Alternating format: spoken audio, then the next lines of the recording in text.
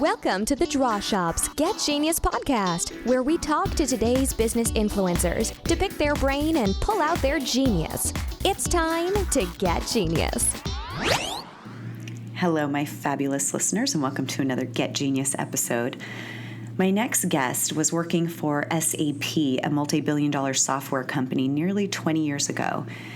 And at that time, he was asked to walk faster and smile less because perception is reality. He took this advice to heart and started a business based around the antithesis of this advice. In February of 2015, private equity firm AKKR acquired his company, which was called Peach New Media, and it was a learning platform software company that he started in 2001. He's the CEO and founder of the SaaS software and service business, and it had a strong emphasis on scalability, customer experience, and customer culture. Now, he's currently building a new software company called Propfuel, where the focus is on employee recognition and feedback.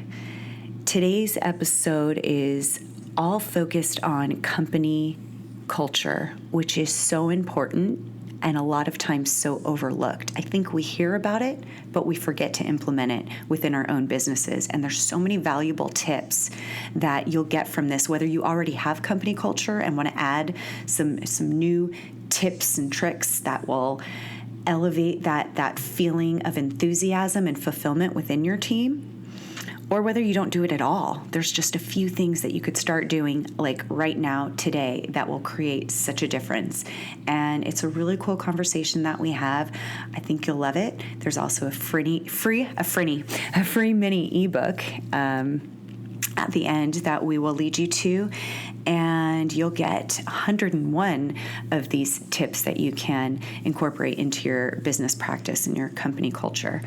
So I hope you listen straight till the end.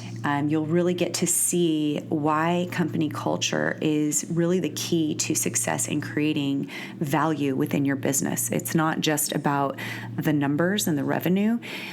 So much value is placed on your team, and whether you're building your company, whether you're about to sell your company, or whether you're actually looking to acquire another company, this is really something that is so critical to look at because it really is the life force of the company. So have a listen. Enjoy the episode. Hello, Dave. Hey, Summer Felix, how are you? I'm good. How are you? I'm doing well, thanks. I'm really excited that we're doing this because I think that what we are going to dive into is really important for our audience, and that's company culture. Well, I love your podcast, and I'm really flattered that you reached out to me to be a part of it. So thank you for that. And we're touching on a topic that's near and dear to my heart, which is culture. When it comes to building a business, it can be a soft subject, or it can be a pretty tangible, hard subject. So I'd love talking about it. So thanks for inviting me on. It's great timing because the other day I was driving in the car and I started thinking about, it was a friend of mine who was acquiring a company, and I thought, is he thinking about, like the health of the team there? Do people think about that? Because it started with burnout. It started with, the conversation of people burn out so easily and your team members can burn out. And when you're going to buy a company or sell a company, you have to think about that because they're not just buying the numbers, they're buying, a culture. And I thought, wow, this is so important. I wonder how often people actually think about that and switch their focus out of the numbers and the actual culture of the company. So I would love to hear from you why it's so important to the value of a company as a whole. Man, you really touched on something that I also find interesting. So generally speaking, when we make decisions, we want it to be a sound financial decision. So how do you know whether to invest in your culture? And are you increasing the value of the business by investing in your culture? Well, if you're a private equity firm and you've got a company that you're trying to flip in, 5 to 7 years after buying it, what do you do to make your company more valuable in the short term? well, the things you're going to do from a private equity perspective might be different from the things you would do as an entrepreneur who might not know when he's going to flip the company or she's going to flip the company. So it's a really, really interesting topic. Of course, if you're going to sell a business, it's my perspective that culture is an absolute must. It's really difficult to put a dollar figure on it. It's really difficult to put an ROI on it.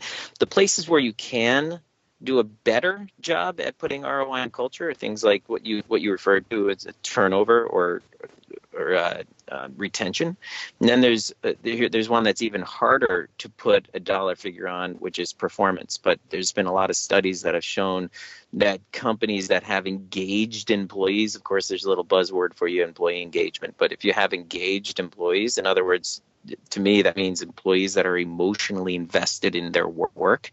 If you have emotionally invested employees, there's studies out there. I think it was might be Gallup that came out with a study that showed that people that actually are emotionally invested in jobs have a 14% increase in productivity over those that do not. So, I mean, there's some numbers, whether you believe it's 14% or not, it's hard to deny that you're going to get greater productivity. People go beyond their job description when they feel something for their job or their business. Yeah. So that's a huge element of building a great culture. That's a huge rationale for building a great culture. The turnover thing, it's so expensive to lose people. I don't know how much it costs. There's studies. I don't want to argue how much it costs to lose somebody. Somebody recently asked me if we were going to, so I'm starting a new business centered around creating great cultures, and it's called Propfuel. If you want to check it out, it's www.propfuel.com. Thanks for letting me plug that. But the reason I bring this up is because, and it's a SaaS software product designed to help companies get inside the heads of their employees to understand what's going on. It's a survey, a feedback / recognition platform. Super cheap, super easy to use. But the reason I bring that up, somebody asked me the other day if we're going to put a calculator in there to show the importance of culture and creating great culture. And my thought was, look, is it worth at least $50 a month? And I don't think you're going to find anybody that says it's not worth $50 a month. So therefore, I don't want to get in the argument over how much it's worth. So, but I think we can all agree that increasing productivity will likely happen in an environment where people are smiling and happy and feeling good and fulfilled at their jobs, number one. And number two, fewer people are going to leave that job. You're going to have to replace fewer people. And in fact, I would even argue, and I can base this on my last company, I can argue that you can retain people for less money because the environment is a great place to work. So there's a lot of good financial reasons to build a great culture. But ultimately, the biggest reason is because it's much more fun going to work at a place where the culture is great. To be honest, that's why I built a great culture at my last company, because I wanted to work at a fun place. I wanted to work at a place where I wanted to be there. Yeah. There's and one more comment, then I'll turn it back to you. But I'm sure you're familiar with Yvon Junot. He's the founder of Patagonia. He wrote a book called Let My People Go Surfing. And I read that a couple of years ago. And this is a guy that started a business, I don't know, maybe in the 60s. And I think it was the late 60s, early 70s when he started to get a little serious about this equipment company. And it turned into a clothing company. Much to his chagrin, actually, he wanted it to be an equipment, hardcore climbing company, but actually what was selling and making the money was clothing. So, but at one point he says, the one thing I did not want to change, even if we got serious, work had to be enjoyable on a daily basis. He said, we all had to come to work. This is my favorite part. We all had to come to work on the balls of our feet and go up the stairs 2 at a time. That's culture. The people coming to work on the balls of their feet and climbing the stairs 2 at a time, that's because of culture. And that's what gets people picking up the phone when they're talking to customers or clients that naturally have a smile on their face, or naturally want to help solve a problem, or naturally want to make the business a better business. So that's my take on culture. So obviously they need to have these good feelings in order to look forward to going to work. And do you think that is that just let's create a fun environment, or is there a deeper meaning and purpose to why they're showing up each day? So what are some of the things that create those feelings?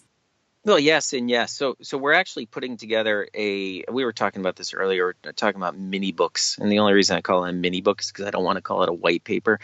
But so we're creating a mini book right now. We have one that I think I'd love to offer your listeners, the 101 perks, the name, I'm trying to remember. I have it right here, 101 company perks and ideas for a great company culture.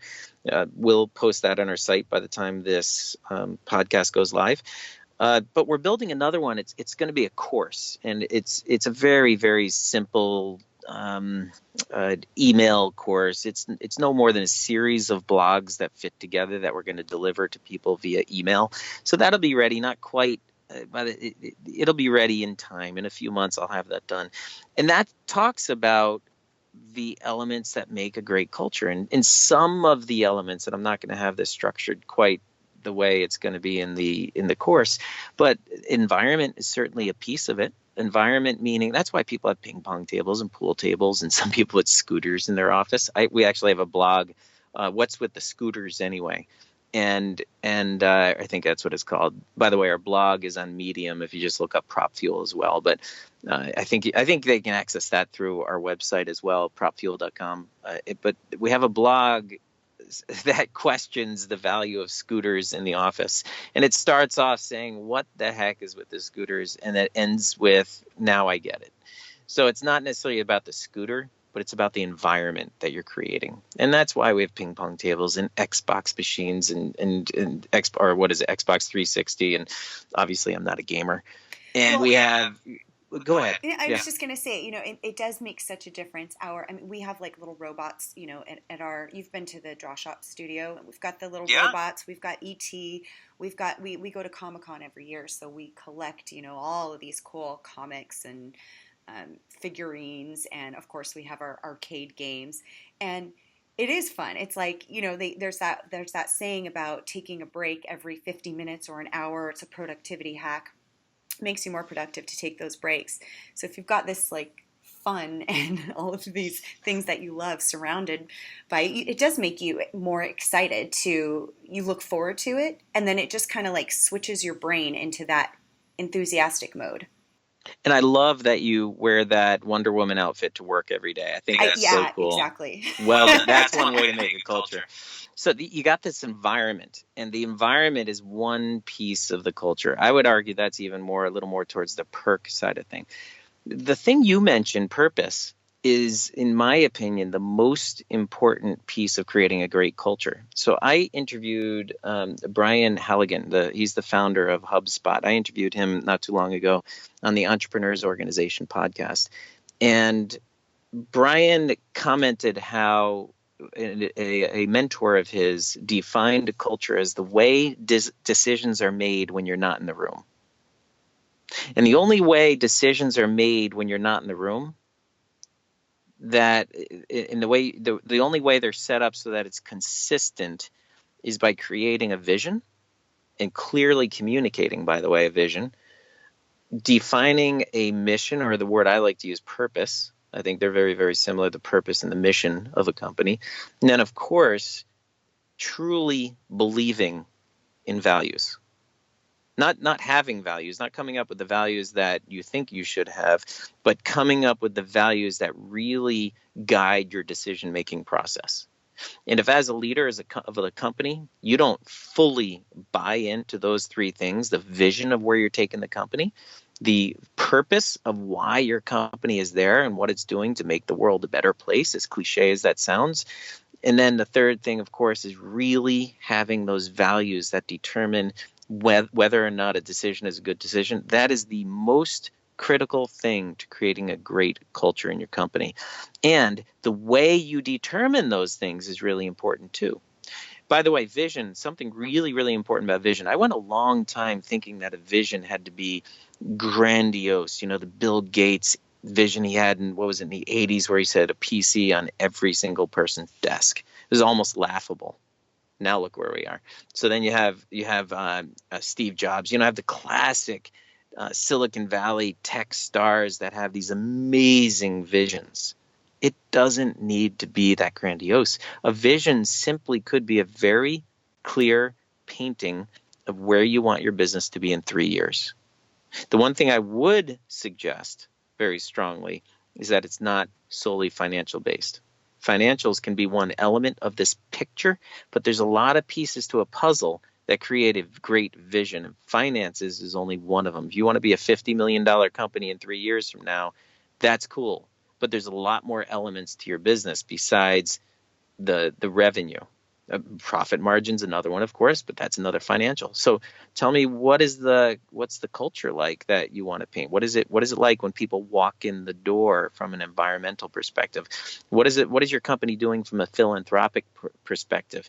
What is the market position of your company? What is the market perspective? What do people from the outside perceive your company to be? What do the people on the inside of of the business perceive it to be? So there's a lot of variables when you're painting this picture of a vision, but certainly vision, purpose, and values are a really critical part to culture as well. And then you have perks, and just fun perks like vacation. Unlimited vacation is a really easy one. It sounds scary, but it's not scary. All kinds of perks around behavior. I interviewed another guy, David Cummings, who started Pardot, sold it for $100 million to Exact Target, who then sold to, who did he sell to? So Exact Target sold to Salesforce, I think. So I'm pretty sure, yeah. So Pardot is now a part of Salesforce. I could be mistaken on that, but regardless.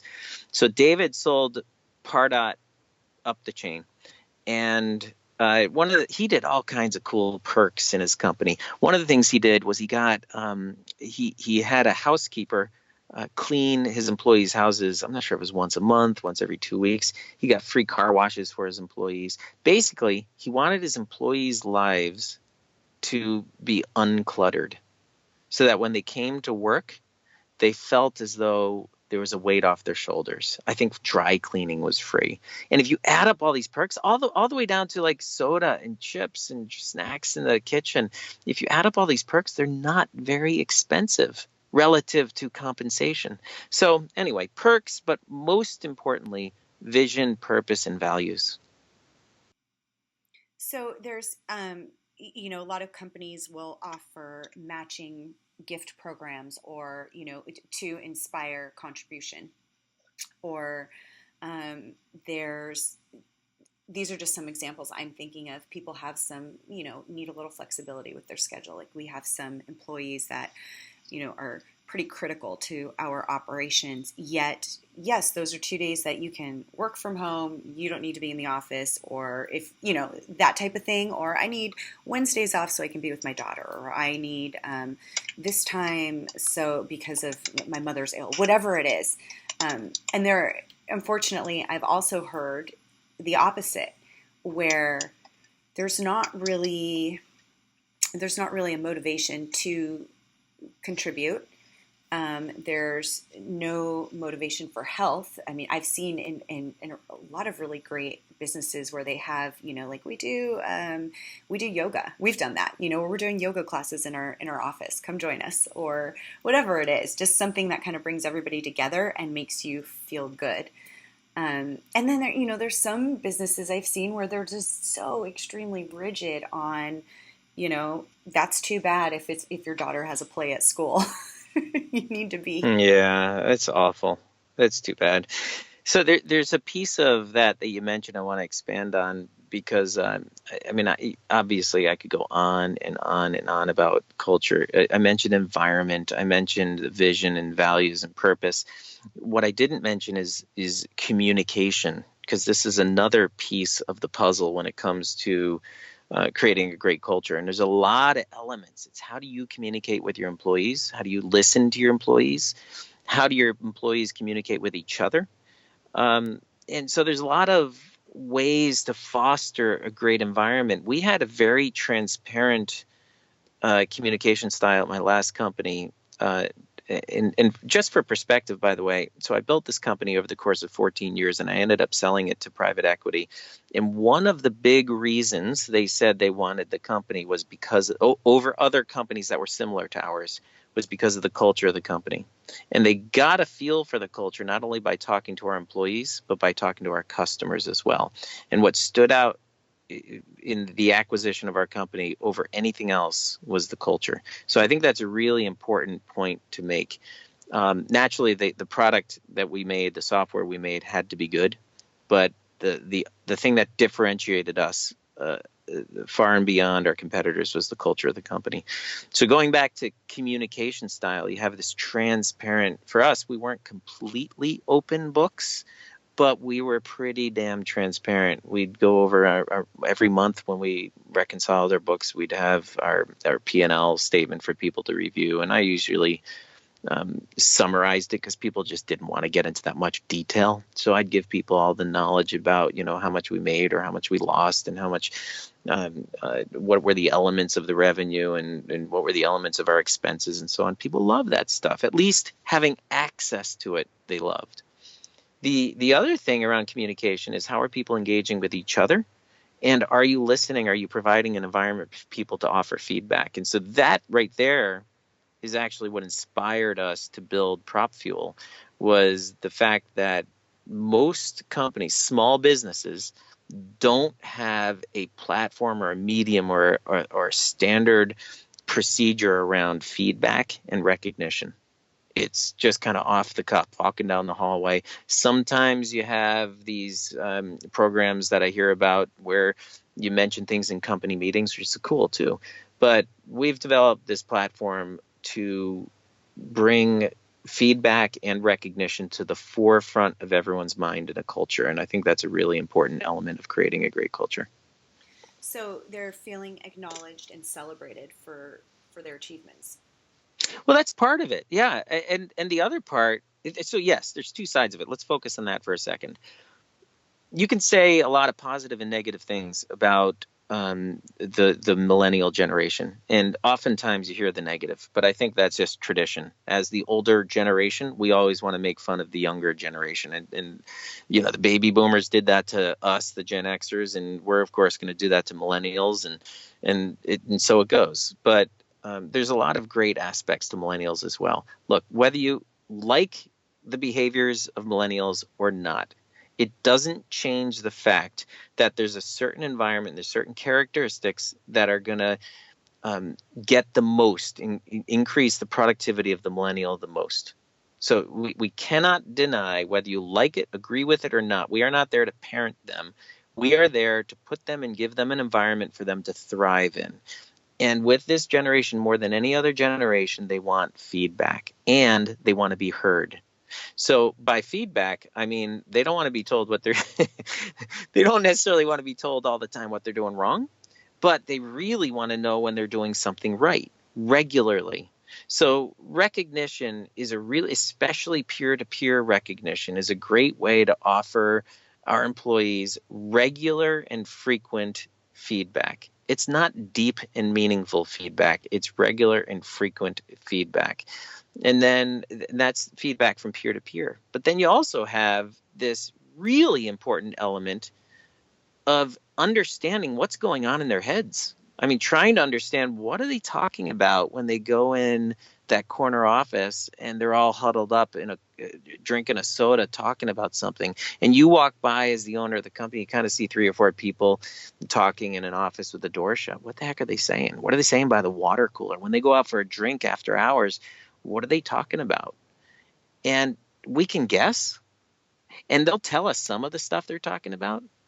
But that's where it's really, really valuable to have a tool that can run these pulse surveys basically out and get some feedback directly from your employees so that you have your finger on the pulse of what's going on out there. So that's what we found in the last business is really, really important. We did that using simply a Google Docs, and it was pretty good. Done? What's that? How often was that done? So the way we did it at my last company is we had weekly meetings. Our meetings were on Monday. So what I would do is I would send out a Google Doc a survey form basically saying, hey, did anybody do something great this week that you want to comment on? And by the way, how you feeling about your job? So I'd have a couple questions. And we didn't mix it up very much. So we got probably a 25% participation. And to be honest, I was okay with that. 25 out of, we had 40 or so employees, 25% any given week we're making comments and recognizing other people. It gave me something to talk about and a way to brag about certain employees. And I would always get involved and throw in some recognition myself. So we had weekly meetings. I would take the data out of this report that we generated on a weekly basis, and I'd put it into our company meeting. We'd save it for the end. I'd run through all the recognition. And then I or whoever was running the meeting would pick a peach of the week. The company's Peach New Media. We'd pick a peach of the week, and we'd give that person basically public props, and they get a $10 gift card. Did people do it for the $10? Of course not. In fact, I would argue half the time they didn't even pick up the gift card. It was just a matter of getting publicly recognized that was important. So that's how it worked for us. So what are some red flags of a team that the company culture, whatever it is, because I'm sure there can be bad culture too, of a team that's just not vibing? What are some of those? What does that look like? What do you look out for? I think we've all seen it. I mean, it comes in all different shapes and sizes. I can tell you some of the things I've seen in my companies when I knew we need to address certain things. I'd be a fool and unbelievable if I said that we've always had a great culture and everything was always rosy in my company. That's certainly not the case. I mean, some red flags when you have employees that confide in you and they come up to you and say, hey, you got to know something.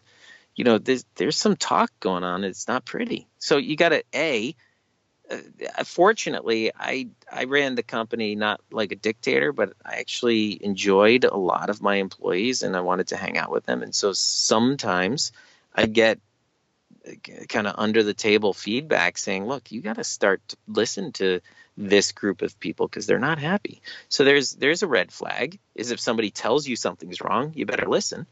The other thing is oftentimes if you hear, I don't want to tell you what to listen to. When I heard gossip, to me, that's just like it's a cancer in an organization is gossip. And there's been times that you have to lead by example. And there unfortunately, there's been a few times that I remember having one-on-one conversations with people just shutting down that behavior. Gossip's a horrible thing because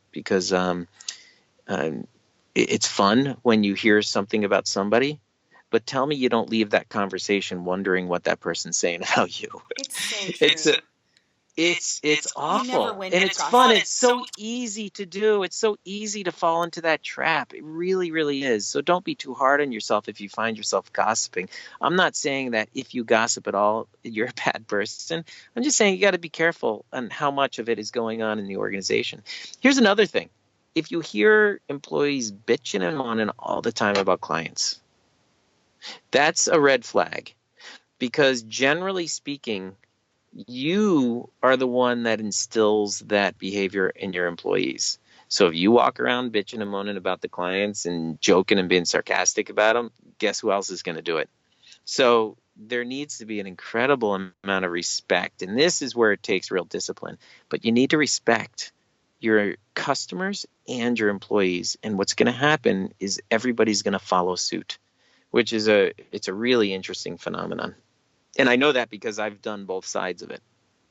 So that's a good point right there. And I know that, that happens where your team is dealing with a difficult client.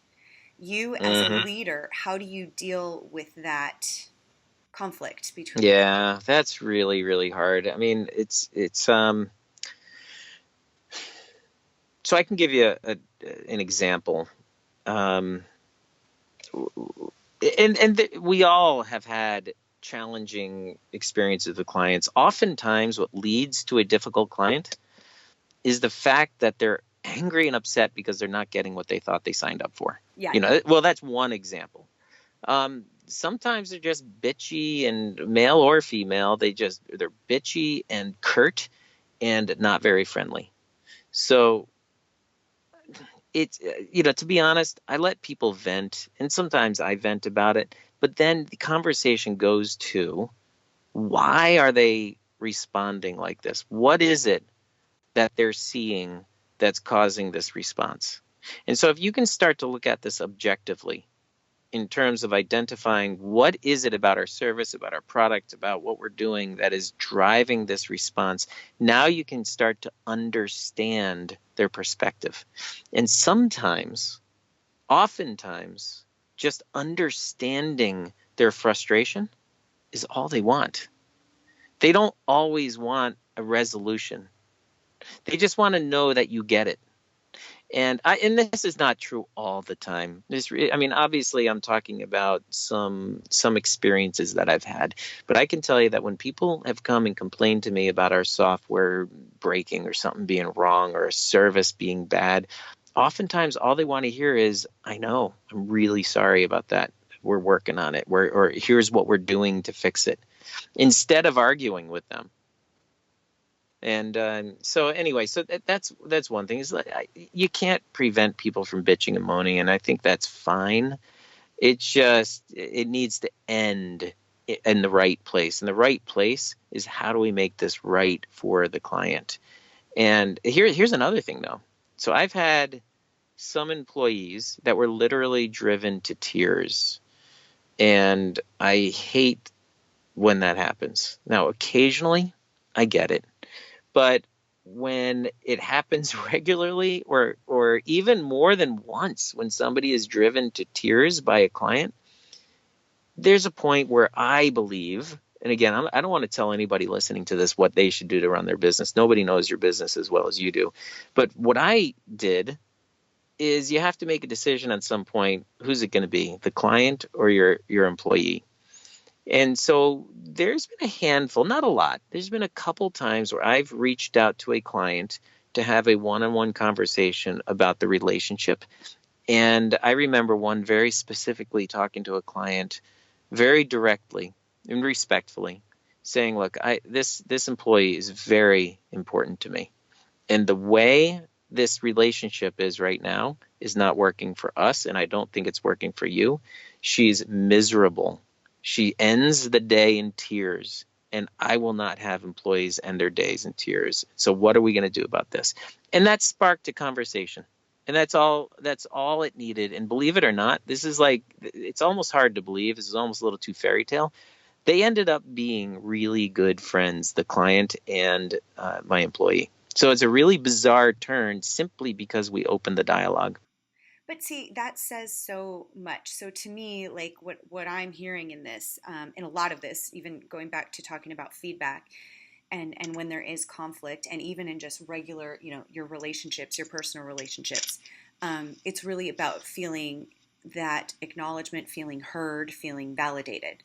So if a customer's not having the type of experience that they thought they would, and you apologize, instead of going, well, I don't know what you're talking about because we delivered. You know what I mean? If you're immediately defensive, then they're still going to remain in that same place of frustration. Whereas if they feel heard, it's interesting how people immediately kind of soften up and go, oh, you get it. You get it. It's so funny you use that as an example. I mean, that's something. So my last company was an enterprise software company. It was a learning management system. And it's so funny you said that, because so often I would hear, we did it. We did what they told us to do.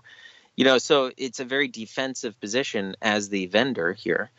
And that's an attitude that's really dangerous, because what you're doing is you're putting on your fighting gloves.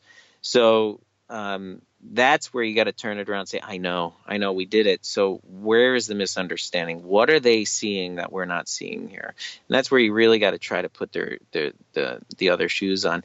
But I like where you're taking this. So, clients want to be heard, customers want to be heard, as do our employees. And you so don't it's have to really, do really that. important as the CEO or the entrepreneur, as the leader of the company, Right. that we're not only fostering an environment for our employees to listen to the customer, but we need to be able to listen to our employees. And really, I mean, everybody's everybody wants to feel that connection, and the way that they feel connected to something or someone is feeling understood. I mean, it's the same as, in marketing, in your communication with anyone. And it's an opportunity when there is that conflict, or there is kind of that wall up, or the tears, or whatever it is. It's that opportunity to actually build, a deeper connection, which improves the culture. So sometimes those things that are the flags, I would say, is just an opportunity to go, oh, okay, we need to tweak this. We need to, let's connect here and really see what's going on, instead of, go stand in the corner and cry it out. So I think what you're touching on is really, really important. It really is about opening a dialogue. And I think oftentimes we make assumptions and we jump to conclusions and we guess, and that's what leads us down a bad path. That's the whole point behind it, having an open, transparent environment, is when things aren't known, when things aren't transparent, people start to make assumptions and they start to create their own story as to what's going on. So why not just let the truth sit out there, and it takes away a lot of the guesswork. Man, I really hope my wife doesn't listen to this, because if she hears this, she's going to be like, oh, really? So you're such a good listener? So you don't try to solve my problems? Oh my God, I wish I could apply this to my house. I know, it's so funny. That's what people do. Sometimes they treat their personal relationships too much like a business, and then Oh, I'll tell you, I should treat it more like a business, for that matter. I should listen more to what's going on in the house, as opposed to just trying to solve all the problems. Yeah, no, it's true. I mean, at the end of the day, if you just remember that, people just need to feel understood. You don't have to fix anything. It's like that fixes so much, because it just switches the mindset to where people are more open to a solution than being just closed off and pissed. That's right. Wait, what are we talking about? Home I know, or work? I don't. Company culture, marriage culture. Yeah. So you, as a leader, I'm curious, what are the 3 most important practices for you in your leadership with your company? 3 most important practices. Okay, so, and I'm going to do these off the cuff. I'm sorry. Say it again. I didn't give you any prep on or warning on this. I'm just throwing. No, that's okay. It's a good. It's like a good dinner. I always like to ask questions at dinner around the table, so that we're not just figuring out our schedule around our house. Because if we just leave the conversation open at home, we'll start talking about what's going on tomorrow, and who's going to get the kids the band, and who's going to do scouts, and how are we going to decide. So I always like to ask questions to get people thinking. So here's a good one. So the question was, just to clarify, what are the 3 things that I focus on most to foster a good environment at work, to create, to be the best leader I can? Yes, exactly. All right. So first and foremost, and it has a lot to do with creating a great culture, right? So because I'm so focused on creating great culture, I'm going to give you some of the same answers that I already gave you around how to make a great culture. But first and foremost is to create and live by a strong vision, to know where you're taking the company. And sometimes that's really hard with a startup or a brand new company, because you don't really know where it's going. So vision might be, where are you going to be in 3 months from now? Or vision might be, where are you going to be in 3 years from now? Or sometimes with a family, we talk about, where are we going to be in 3 decades from now? So the vision doesn't matter whether it's tomorrow or in 3 years or 3 decades. It's still a vision. So having some idea of where you're going is really, really important. And I think what goes hand in hand with that is the purpose of why you're doing things. Simon Sinek, I'm sure many of your listeners have heard of Simon Sinek and his book, Start With Why. He's got a great 18-minute TED Talk, Start With Why. That's where I would start. And so I'm going to go with vision, purpose, and values. That's the first thing. And they are all tied, right, to yeah. why. I didn't want to separate them. That's why I left them all as the first thing. Yeah. So the second thing, I think it's really important to, and I'm not very good at this, But I think it's really, really important as a leader to keep your ears open, to listen to what's going on. Because I think so often we get wrapped up in our own little worlds. And look, I'm gonna say what many of us I think know is most. I don't want to say most. A lot of entrepreneurs have a big ego, and I think partially we have to, because there's so much rejection in the world of entrepreneurship. You really have got to have thick skin, and oftentimes what goes hand in hand with that is being stuck in your own head. So I think it's really, really important to listen to what's going on, and that's the feedback component that we've built in Propfuel. It's an automated system to help listen to what's going on in the company. And then the third thing I would say is, and I was bouncing around a couple different options for the third. But the third thing I'm going to categorize into a big umbrella called attitude. But I'm also going to bulk in there leading by example. And I'm also going to bulk in there saying thank you and being kind to your employees. So this I guess could fall in the recognition category. Make sure that you're creating an environment where people are feeling good at work. But most, and gosh, there's so much that falls into this bundle, creating autonomy and creating an environment where people feel trusted. I don't want to talk about that for a second. Trust is when you give somebody a project and you don't micromanage it. You let them run with it. Yes. And too often we're looking over people's shoulders and we're correcting things that just don't really matter that much. If it's not going to bring the company down, let them go forward with it. Unless your way is going to dramatically change and improve the company, let them do it their way. So that's another piece of this. The third component, I don't even know how to label it. I think too, I just with trust, and I've seen that with entrepreneurs, and it's so hard for them to let go of certain things because they believe nobody's going to do it like they're going to do it. But the thing that happens, it's really, I mean, I've never seen it not happen, is that once you put that trust into the person that's taking over something for you, it's amazing how much better they become. When you're on their back and you're analyzing, like you said, you're micromanaging, they make more mistakes. And it doesn't. You're right. It's just having that, oh, they trust me, they're confident. It's like you allow them to really like thrive in what they're doing. So Summer, all my life until I was about, well, the first half of my career, I would say, until I was about 30. I'm 46 now. To the point I was 30, I was a chameleon. So I would try to be whatever my boss wanted me to be. And so when I interviewed for jobs, I would talk the way they expected somebody in that role to talk. I would be an expert on the things they wanted that person to be an expert. So I was behaving like the role was supposed to behave, as opposed to coming to the table with my own opinions, my own expertise on things, with my own personality, and finding the right fit.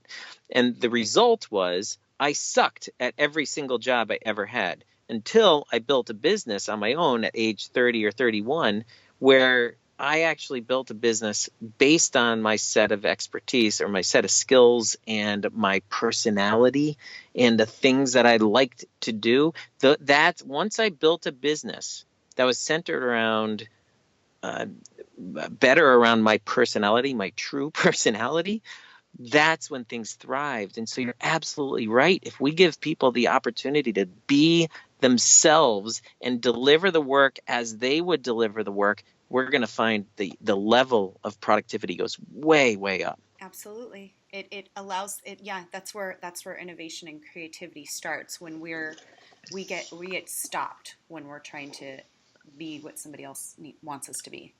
But it takes a lot of trust, doesn't it? It It's does. hard. Oh my gosh, it's so hard to do. Well, those are awesome, and I love the attitude as well, because that's really, your attitude is huge in creating company culture. If you have a bad attitude, Yeah, I forgot what my third one was. I'm glad you said that. I got it. I love think it. I tried to bundle, Attitude. like, all if I had a list of 10 things, I tried to bundle like 3 through 10 into the attitude. No, I love it. And I mean, attitude is, it's that, everyone's heard it. Attitude is everything. It really is. Okay, so let's talk about this mini book, because I think there's so many things that we touched on in this interview, but there's 101. Am I correct? Oh my God. And actually, you know what? I'd be lying if I said I didn't write down another one that you said, and I don't think I had it in here. And it was something as simple as matching, like company matching charitable donations. I didn't even have that in there. So now I have 102, but I'll probably replace one of the ones that's a little weaker. But yeah, this is some of these are go into a little more depth, and some are very, very short. I'll read you a couple examples of what's in here. And really, these aren't meant to say, here are the 101 things you need to do to make a great culture in your company. Not at all. This is a list of stuff, and it starts with a little bit of I'd call it like a blog post sort of introduction to where this is coming from and the attitude in which to read this. And I even mentioned Yvon Junot and his quote about climbing the stairs 2 at a time. And so there's things in here like unlimited vacation. There's something Google does called the 20% time to work on whatever project you want. So there's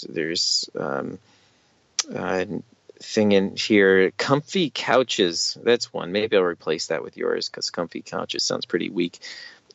So there's team building overnight retreats, which I think is and that's something I could write a whole blog post on team building overnight retreats. They're so valuable for bonding people together. Here's one that I did at Peach that I always liked, and that is I would pay for road race registrations or any registration to any athletic exercise that somebody wanted to do.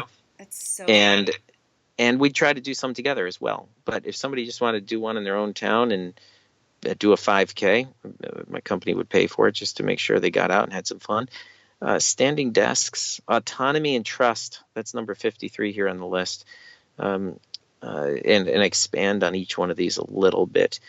Here's a cool one. There's a concept called circles. And I can't remember if this came from Netflix or Google. It came from one of the really cool, or maybe it was Zappos. It came from one of those big culture companies that done things so great. I think it was Google. A circle is a group of people, not unlike a task force, but circle just sounds cooler. So it's basically a group of people that take on a responsibility outside of their day-to-day operation. So it's outside of their job description. And this team of people is tasked with a very specific job, but they are given full autonomy to do it, and they are given a budget. It's like running a little company within the company to get a specific job done. And so that's something we implemented at our last company too, and it worked great. We'd have regular updates, but it gave people a lot of autonomy. But anyway, that's an example of what's in here. I could keep going. There's 101 of them here apparently, and but yeah, we'll put this on our website. And we're still fine tuning it, making it real pretty. By the time this podcast is live, this will be sitting on our website, ready to go. So if you go to propfuel.com, I can't tell you where exactly, but on the website somewhere there'll be a very obvious link to download 101 company perks and ideas for a great company culture. So look for that, and by all means, I love your feedback. And in fact, maybe we can create a way for people to submit their ideas that aren't on this list. Wouldn't that be cool to make this 1,001? Super cool. And we'll also, so that's propfuel.com, and we'll have a link to that in our show notes and blog post, along with some of the... Oh, and as a matter of fact, if you're interested in trying this, I'm not sure when we're actually going to turn on the billing for this, but right now we're taking alpha and beta testers. We're in alpha right now. By the time this goes live, we'll probably be pretty darn close to beta. And we're taking on testers that want to give it a shot. So there's a way to sign up for the wait list. And perhaps by that point, we'll be live and ready to take the signups as right there on the site. So keep an eye out for that if you want to try it out. That's awesome. Look, I finally used Awesome. I don't know how much I've used it, but I had a goal of using it multiple times. That's amazing. It's amazing. Good for you. It's awesome.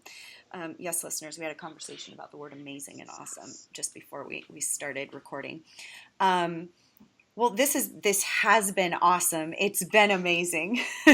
Yeah, for me too. I love talking to you, and so we've had some meetings in person in your office, and talking about a great environment, a great culture. You guys just run that place. It's like a model shop for a great culture. So well done. Thank you. I just love talking to you, and I love talking to the people you work with. So anyway, thanks for having me in the podcast. I appreciate it. Well, loved having you, and I know I am going to see you in a few weeks, which will be great. Yep, looking forward to it. Yeah. So thank you so much for the free mini book for everyone, and for sharing all this really, really incredibly value information. I think just with some of the things that we've talked about on this interview, if people could start implementing and take note of that within their own culture, they'd see results pretty quickly. So I agree with you. You know what? Even just taking a few of these ideas back to work on right off the bat, it has an amazing shift. The things that have the biggest shift, though, are the core elements, which are, the creating that vision and values, but really standing by it. The other thing we just mentioned, which was creating trust and autonomy. I mean, those kinds of things take a little bit longer. It's not just flipping a switch. It takes a little bit longer, but that's where you're going to see the greatest return on a culture. Oh, yeah, for sure. Yeah, with that, thank you again. It's been a real pleasure talking to you. Thank you so much, and I will see you soon. Bye, Summer. Thank you for listening to today's Get Genius. You can learn more about The Draw Shop at www.thedrawshop.com, on Facebook, LinkedIn, and Twitter. Your home for kick-butt custom whiteboard marketing videos. Your ideas come to life. Thanks for listening. Please share, comment, and make any suggestions for future Genius guests.